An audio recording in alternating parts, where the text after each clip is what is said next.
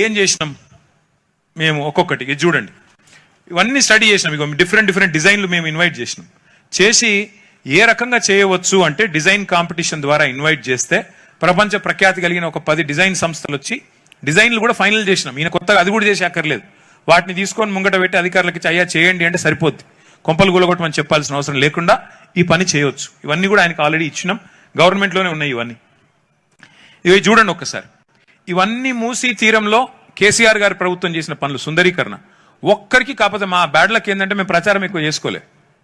మేము ఈయన లెక్క డబ్బా కొట్టుకోలేదు. చేయని దాన్ని చేసినట్టు, ఉన్నదాన్ని లేనట్టు మేము చెప్పుకోలేదు. ఇవన్నీ చేసినాం. ఇక నాగోల్ బ్రిడ్జ్ సుందరీకరణ చేసినాం, బేగంపేటలో చేశాము, గండిపేట ఈకో పార్క్. నిన్న రేవంత్ రెడ్డి గారు రిబ్బన్ కట్ చేసిండు కదా, కొత్తవాళ్ళు కూడా ఈకో పార్క్ అని. అది కూడా కట్టింది కేసీఆర్ ప్రభుత్వమే. 90% మేము ఉన్నప్పుడే పూర్తి చేసినాము. ఈయన కావాలని ఆపి 2 ఏళ్ళు ఆపి ఈయన చేసినట్టు పోజులు కొట్టి నిన్న వచ్చి రిబ్బన్ కట్ చేసిపోయినాడు. అది కూడా కొత్తవాళ్ళు కూడా ఈకో పార్క్ కూడా మూసీ సుందరీకరణ కార్యక్రమంలో భాగంగానే 85 ఎకరాల్లో ఆ రోజు కేసీఆర్ గారి ప్రభుత్వం ప్రతిపాదించింది.